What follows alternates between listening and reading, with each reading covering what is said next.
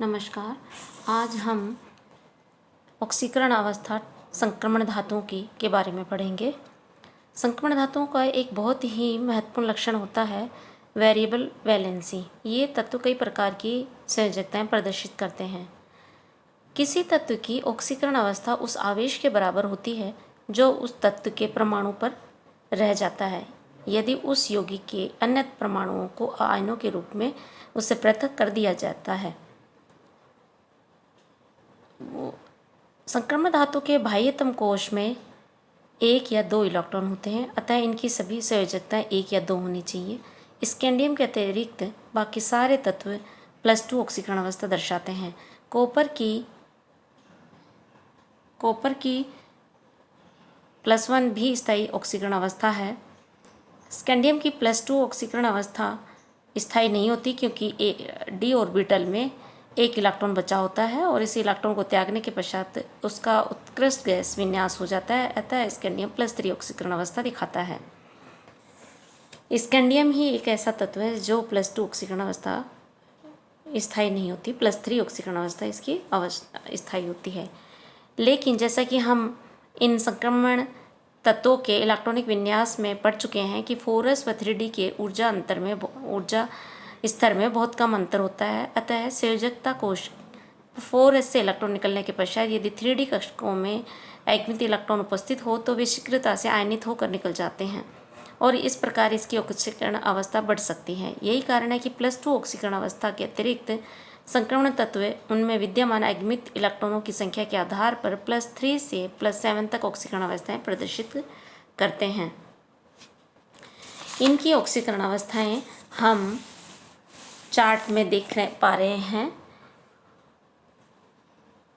Scandium से manganese तक अधिकतम ऑक्सीकरण अवस्थाओं की संख्या होती है क्योंकि अगमित डी ऑर्बिटल्स में इलेक्ट्रॉनों की संख्या बढ़ती है।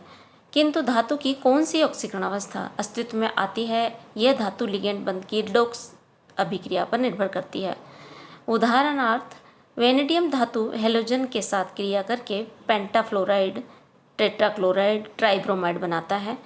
कारण है कि +5 ऑक्सीकरण अवस्था में वेनेडियम इतना तीव्र ऑक्सीकारक होता है कि इसके संपर्क में ब्रोमीन व आयोडीन जैसे तीव्र अपचायक आयनिक अवस्था में रह नहीं सकते और तुरंत हेलोजन के रूप में मुक्त हो जाते हैं और वेनेडियम +3 अवस्था में आ जाता है। फ्लोरीन जैसे छोटे आकार व अधिक विद्युत ऋण वाले तत्व आयन अत्यंत कठिनाई से ऑक्सीकृत होते हैं, अतः +5 ऑक्सीकरण अवस्था में वेनेडियम पेंटाफ्लोराइड जैसे यौगिक बनाता है। फ्लोरीन की भांति ऑक्सीजन भी छोटे आकार का व अधिक ऋण विद्युतीय तत्व होता है, अतः ऑक्साइड्स आयनों के साथ भी ये तत्व उच्च ऑक्सीकरण अवस्थाएं वाले यौगिक बनाते हैं। अतः वेनेडियम का वेनेडेट आयन, क्रोमियम का क्रोमेट आयन और मैग्नीशियम का परमैंगनेट आयन काफ़ी स्थायी तत्व हैं। इसके अतिरिक्त माध्यम का भी महत्वपूर्ण योगदान होता है, अतः अम्लीय माध्यम में निम्न ऑक्सीकरण अवस्थाएं स्थायी होती हैं जबकि क्षारीय माध्यम में धातुएं उच्च ऑक्सीकरण अवस्थाओं में विद्यमान रहती है। यही कारण है कि संक्रमण धातु के हाइड्रोक्साइड वायुमंडलीय ऑक्सीजन से ऑक्सीकृत हो जाते हैं। उदाहरण के तौर पर हम देखें कि हल्के रंग का फेरस हाइड्रोक्साइड वायु में खुला छोड़ने पर भूरे रंग के फेरिक हाइड्रोक्साइड में परिवर्तित हो जाता है। पाई इलेक्ट्रॉन लिगेंड के साथ संक्रमण धातुएं शून्य ऑक्सीकरण अवस्था में उपस्थित रहती हैं। ऐसी अवस्था में लिगेंड धातु के साथ दो प्रकार का व्यवहार करता है, एक तो सिग्मा डोनर और पाई एक्सेप्टर।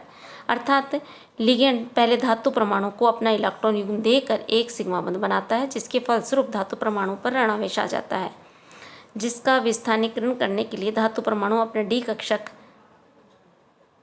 लिगेंड अणु के रिक्त विपरीत बंधी कक्ष के साथ सहपार्श्विक अतिव्यापन करके पाई बंध बना लेता है। इस प्रकार के बंध को हम बैक बॉन्डिंग भी कहते हैं।